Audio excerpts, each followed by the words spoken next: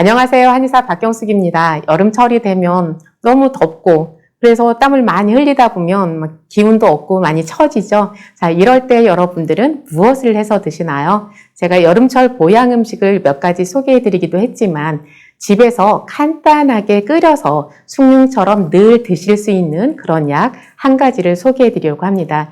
약이라고 할 수도 있겠고 음료라고도 할 수 있을 것 같아요. 음료라고 하기에는 효능이 너무 좋고 근데 약이라고 하기에는 약맛이 굉장히 순해요.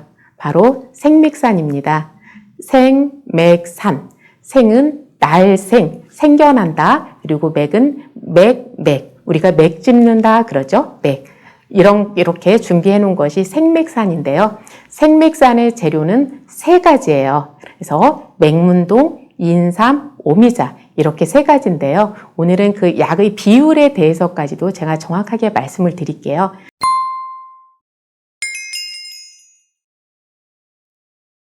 그러니까 어떤 분들은 가끔가다 나한테 좋은 처방 좀 알려주세요. 이 약, 어떤 약들을 어떻게 먹으면 좋을까요? 이런 질문을 하기도 하는데 그런 자세한 여러 가지 약들을 어우러서 처방하는 것은 어떤 한의사의 어떤 영역이니까 그것까지 이렇게 하나하나 가르쳐 드릴 수는 없는 거지만 그런데 이 생맥산이라는 것은 굉장히 간단하고 집에서도 일상적으로 드실 수 있는 거예요. 그런데 그냥 맥문동, 오미자, 인삼 세 가지를 아무렇게나 넣어서 끓여서 드시는 것보다 비율을 맞춰서 드시면 효과를 더 증가시킬 수가 있는 거예요. 그러니까 처방에는 항상 비밀이 있는 거예요. 그냥 무조건 좋다고 하니까 이것저것 다 집어넣고 끓이면 그게 건강에 도움이 될 것 같지만 오히려 그것이 독이 될 수도 있는 거예요. 그래서 한약을 처방할 때는 이렇게 어떤 약은 몇 그램 넣고 어떤 약은 좀 더 적게 넣고 이런 것들이 처방의 묘미다 이렇게 얘기할 수도 있는데요. 생맥산에서는 맥문동이 제일 많이 들어가는 거예요. 그래서 맥문동이 8g 그리고 인삼, 오미자가 각각 4g씩이에요. 그런데 이거는 약으로 치면 한 첩 분량이에요. 그래서 가족들이 다 같이 먹는다? 아니면 내가 하루 종일 좀 넉넉하게 먹는다 했을 때는 양을 좀 더 늘리면 되겠죠? 그런데 양을 늘리되 이 비율로 늘리라는 거죠. 맥문동이 2라면 인삼과 오미자는 각각 1씩 들어가면 된다. 이렇게 말씀을 드리는 거예요. 그래서 2대 1대 1로 넣어서 이것을 끓여놓고 이것을 굳이 뜨겁게만 먹어야 될 필요는 없어요. 그냥 따뜻하게 마셔도 되고요. 아니면 그것을 넉넉하게 끓였다면 냉장고에다 보관해놓고 이제 조금씩 꺼내서 실온에서 그 찬기만 좀 가시게 해서 그거를 그냥 드셔도 되는 거예요. 그래서 동의보감에서도 보면 이제 그냥 숭늉처럼 마셔도 된다. 이렇게 기록이 되어 있어요. 그래서 그렇게 드시면 되는데, 자, 생맥산에서 맥이 생겨나게 한다. 도대체 생맥산이라는 것이 우리에게 구체적으로 어떤 도움을 주냐, 이제 이런 것들에 대해서 생각해 볼 필요가 있는데요. 생맥산에서 맥이라는 것은 그냥 우리가 팔목을 짚을 때 이 맥을 말하는 것이 아니라 이 맥이라는 것은 그냥 우리 온몸을 돌아다니는 이제 백맥, 그냥 모든 혈관의 기능을 좋아지게 한다. 이렇게 이해하셔도 돼요. 그리고 어떤 의가분께서는 이걸 원기라고 표현을 하셨어요. 그래서 여기서 맥이라는 것은 원기를 생겨나게 한다. 그리고 우리 온몸의 혈액이 잘 소통되게 해준다. 이런 의미도 가지고 있는 거예요. 그리고 이제 폐조 백맥 이런 말이 있는데요. 우리 온몸의 백맥은 폐와 만나게 된다. 폐와 조회를 한다. 이런 얘기가 있는데요. 그래서 이 생맥산을 먹는다. 여기서 맥이 발생한다. 이것은 심장과 폐의 기능을 도와주는 거라고 생각을 하면 되는 거예요.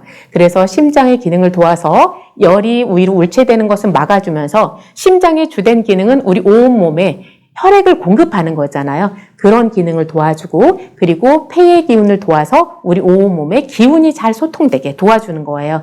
그래서 자, 폐와 심장의 기능을 도와주는 게 생맥산이다. 그럼 이것의 효능을 한마디로 정리하라고 한다면 보기, 생진 이렇게 설명을 드리고 싶어요. 기운을 높여주고 그리고 우리 몸에서 진액이 생겨나게 한다. 여름철에는 땀을 많이 흘리고 그래서 탈수 현상이 생겨날 수 있다. 이런 말씀을 드렸잖아요. 그래서 우리 몸에 진액을 충분하게 보충해 주면서 기운이 떨어지는 것을 올려주는 것. 이것이 생맥산이라고 할 수 있어요. 그래서 여름철에 이 생맥산을 그냥 누구라도 조금씩 마시면 되는데요. 그런데 이런 분들이 있죠. 나는 인삼만 먹으면 막 머리가 아프고 이제 눈이 충혈되고 힘들어 하는 분들이 있는데, 그런데 인삼을 단독으로 드셨을 때는 그럴 수 있는데, 근데 이것이 다른 약재들과 어우러졌을 때는 또 그럴 확률이 굉장히 줄어들어요. 그래서 한번 드셔보시고, 그럼에도 열이 나고 눈이 충혈된다 하시면 안 드시면 되는 거고, 그렇지 않다면 그런 부작용만 없다면 그냥 드셔도 되는 거예요. 그래서 약재가 단미로 사용했을 때랑 이렇게 2가지, 3가지 이상으로 합쳐졌을 때 효능이 다르게 나타날 수 있다. 그래서 생맥산은 기운을 돋우어주고 그리고 진액이 생겨나게 한다. 이렇게 말씀을 드렸어요. 자, 그런데 여기에다 효능을 좀 더 높일 수 있는 방법이 있어요. 여름철에는 향유, 백편두 이것을 함께 넣어서 끓이시면 효과를 더 증대시킬 수 있어요. 그래서 더 추가해라? 그럴 때는 항상 비율을 이제 맹문동, 오미자, 인삼 중에서 적은 거 있잖아요. 인삼과 오미자하고 동량을 넣으면 되는 거예요. 그래서 맹문동을 8g이라고 하면 인삼, 오미자 4g씩 넣었잖아요. 그럼 향유와 백편두도 그냥 대략 그 정도만 넣으면 되는 거예요. 아니면 그보다 약간 적게 넣어도 되고요. 그래서 이렇게 생맥산, 오미자, 생맥산 중에 맹문동, 오미자, 인삼 여기에다 향유, 백편두까지 넣으면 조금 더 여름철에 좋은 그런 이제 약이 될 수 있다 말씀을 드리고요. 그리고 여기에 기운을 조금 더 용솟게 하고 싶은 분들은 환기를 넣으시면 돼요. 자, 그러면 물량을 어떻게 할까? 제가 말씀드리는 것은 한 첩 분량이에요. 한 첩이라는 건 끓여서 한 번에 먹을 분량이에요. 하루에 이 2첩 분량을 먹으면 되는데요. 그래서 내가 하루에 먹을 분량을 이제 끓인다 그러면 말씀드린 맹문동 8g, 오미자, 인삼 4g 이거의 2배를 하면 되는 거예요. 그러면 그것을 끓여서 내가 물을 얼만큼씩 마실 것인가 이거에 따라 달라지는 거예요. 반드시 물량이 200ml여야 된다, 300ml여야 된다 이거는 아니고요. 조금 더 연하게 해서 물량을 많이 마실 수도 있는 거고 진하게 해서 조금 마실 수도 있는 거예요. 그래서 보편적으로는 한 첩을 끓일 때 대개 물을 한 800ml 이 정도 넣으면 돼요. 그래서 2첩을 끓인다 하면 1리터 이상 한 1.5리터 정도를 넣고 이렇게 푹 끓이다 보면 이것이 물량이 점점 줄어요. 근데 끓이다 보니까 약성은 별로 안 우러난 것 같은데 물이 너무 적어요? 그러면 물을 또 조금 더 첨가해도 되는 거예요. 그렇게 해서 끓이면 되는 거예요. 그러니까 10분 끓이고 그게 다 우러났을 거라고 생각하면 안 되는 거예요. 한번 끓으면 약불로 해서 적어도 1시간 이상 2시간은 이렇게 끓여야 되는데요. 그런데 맹문동 16g, 그 다음에 인삼, 오미자 8g씩 했을 때 그것이 내가 하루 먹을 분량인 거예요. 그렇다면 하루에 3번을 마실 거다. 그러면 한 100ml 정도씩 하면 300ml가 남게 하면 되는 거고요. 150ml씩 마실 분들은 한 450ml가 남게 하면 되는 거예요. 그럼 450ml가 남으려면 적어도 1.5리터, 2리터 정도는 넣고 센 불로 끓였다가 그걸 약한 불로 조절해서 점점 줄어들게 이렇게 하는 거죠. 그런데 이제 감초를 같이 사용할 수도 있다 이러는데요. 그런데 감초를 사용을 하면 감초가 단맛이 굉장히 강해요. 그래서 보통 분들은 괜찮은데 당뇨가 있으면서 여름철 음료로 이제 생맥산을 마시고 싶어요. 이런 분들한테 적합하지 않은 거예요. 그래서 제가 이제 감초는 이제 처음에 이렇게 뺐는데요. 그래서 감초를 같이 조금 넣을 수도 있어요. 그래서 감초는 다른 약들과 동량으로 넣지 마시고 넣더라도 이제 반에 반 이 정도로 조금만 넣으시면 그럼 양맛을 어우러지게 하는 그런 효과를 가져올 수 있겠고요. 그 외에도 이제 대추라든지 생강이라든지 이걸 같이 넣을 수는 있어요. 그런데 이렇게 하나하나가 더 막 자꾸 첨가되다 보면 굉장히 복잡해지잖아요. 그래서 생맥산에 대해서 기본적인 이해를 하시고 거기에다가 다른 것들을 추가할 때는 양량이 적은 것, 그것과 동량 또는 그것보다 아래의 용량으로 해서 같이 첨가해서 쓰시면 되는 거예요. 그리고 물량은 내가 하루에 3번 먹을 물량을 맞추셔도 되고 아니면 적절히 끓여서 그냥 그거를 그냥 음용수처럼 이렇게 숭늉처럼 아니면 우리가 그냥 물 하나 병 갖고 다니잖아요. 그런 물처럼 그렇게 마셔도 돼요. 그런데 약으로서 드시고 싶다 하실 때에는 그렇게 한 100ml나 150ml씩 하루에 3번 드실 분량 이것이 나오게 하면 된다. 여기까지가 이제 생맥산을 제조하는 방법이에요. 그런데 여름철을 정말 치열하게 싸워야 되는 분들이 있죠. 뜨거운 낮에도 쉬지 못하고 그냥 밖에서 일을 해야 되는 분들이 있어요.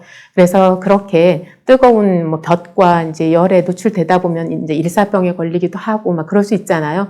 자, 그렇게 되면 그런 분들은 그냥 기운이 떨어지고 그냥 밥맛 없고 이 정도가 아니라 막 배탈이 나거나 설사가 난다든지 이러면서, 그러니까 그렇지 않아도 기운이 없는데 설사를 쭉쭉 가면 정말 사람 기진맥진하게 되잖아요. 이럴 때에는 생맥산보다도 청서익기탕이라는 것이 있어요. 그래서 청서익기탕은 그 처방에 들어가는 그 약재 종류가 굉장히 많기 때문에 집에서 끓여서 드시기에는 적절하지 않고요. 가까운 한의원에 가시면 그것을 꼭 탕제가 아니라 그냥 보험약으로, 이렇게 가루약으로 이렇게 준비되어 있는 것들이 있기도 해요. 그래서 그런 것을 타다가 그냥 커피처럼 이렇게 물에다 타서 드시면 될 수도 있거든요. 그래서 평소에 집에 청서익기탕은 그 보험 가루약으로 좀 몇 포라도 준비해 두면 좋으실 것 같고요. 그 외에 평소에는 이제 생맥산을 마시다가 그렇게 내가 더위에 조금 더 심하게 노출이 됐다? 그럴 때는 청서익기탕을 이렇게 마시면 좋다. 이제 이런 말씀을 드려요. 자, 근데 제가 이쯤에서 한마디 말씀드리고 싶은 게 있어요. 그러니까 우리가 더위를 먹었다, 아니면 냉방병에 걸렸다, 이제 이런 것들을 무엇으로 판단할 거냐는 거예요. 제가 이제 슬픈 일화를 한 가지를 말씀을 드리면, 저희 엄마가 2001년도에 제가 이제 본과 1학년이었는데 방학이어서 이제 엄마 집에를 가고 있는데 전화가 왔어요. 야, 나 이상해. 그러시더니 그냥 전화를 뚝 끊는 거예요. 그때 마침 제가 엄마네 집 근처에 다 가 있었기 때문에 이제 전철역이었는데 막 달려서 갔어요. 그랬더니 막 땀이 그냥 비 오듯이 쏟아지면서 그냥 다 방에다 토해놓고 그러면서 이제 거의 말을 하기 힘든 정도의 상황까지 갔더라고요. 그래서 제가 응급으로 이제 이제 전화를 먼저 했어요. 119에다 전화를 하고, 그리고 이제 침을 놔드리고, 이렇게 했는데 침을 놓고, 그리고 어느 정도 있다 보니까 이제 119에서 왔어요.